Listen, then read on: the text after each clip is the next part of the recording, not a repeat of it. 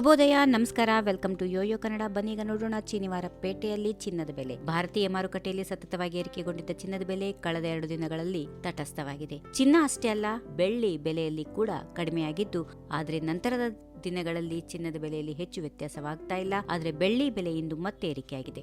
ಬೆಂಗಳೂರಲ್ಲಿ 22 ಕ್ಯಾರೆಟ್ನ ಚಿನ್ನದ ಬೆಲೆ 10 ಗ್ರಾಂಗೆ 72,300 ರೂಪಾಯಿ, 24 ಕ್ಯಾರೆಟ್ನ ಚಿನ್ನ 10 ಗ್ರಾಂಗೆ 78,860 ರೂಪಾಯಿ ಅಷ್ಟಿದೆ. ಬೆಳ್ಳಿ ಬೆಲೆ ಕೆಜಿಗೆ 1,000 ರೂಪಾಯಿ ಏರಿಕೆಗೊಂಡು 99,500 ರೂಪಾಯಿಗೆ ವಹಿವಾಟು ನಡೆಸ್ತಾ ಇದೆ. ಬೆಂಗಳೂರು, ಮೈಸೂರು, ಮಂಗಳೂರು, ಬಳ್ಳಾರಿ ಮತ್ತು ದಾವಣಗೆರೆ ಸೇರಿದಂತೆ ಕರ್ನಾಟಕದ ಪ್ರಮುಖ ನಗರಗಳಲ್ಲಿ ಚಿನ್ನದ ಬೆಲೆಗಳು ಹೆಚ್ಚು ವ್ಯತ್ಯಾಸ ಇಲ್ಲದೆ ಒಂದೇ ರೀತಿಯಾಗಿರುತ್ತವೆ. ಪ್ರಸ್ತುತ ಇರುವ ಜಾಗತಿಕ ರಾಜಕೀಯ ಸನ್ನಿವೇಶಗಳ ಜೊತೆಗೆ ದುರ್ಬಲ ಸೂಚನೆಗಳು ಚಿನ್ನದ ಮೇಲೆ ಹೂಡಿಕೆದಾರರಿಗೆ ಅತ್ಯಂತ ಸುರಕ್ಷಿತವಾಗಿ ಪರಿಣಮಿಸಿದೆ.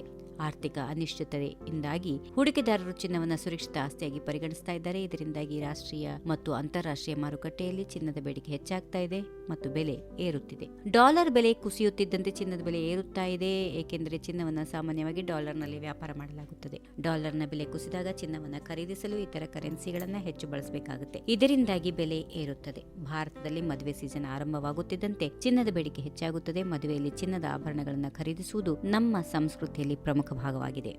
ಈ ವಿಡಿಯೋ ನಿಮಗೆ ಇಷ್ಟವಾದಲ್ಲಿ ಲೈಕ್ ಮಾಡಿ, ಶೇರ್ ಮಾಡಿ, ಸಬ್ಸ್ಕ್ರೈಬ್ ಮಾಡಿ.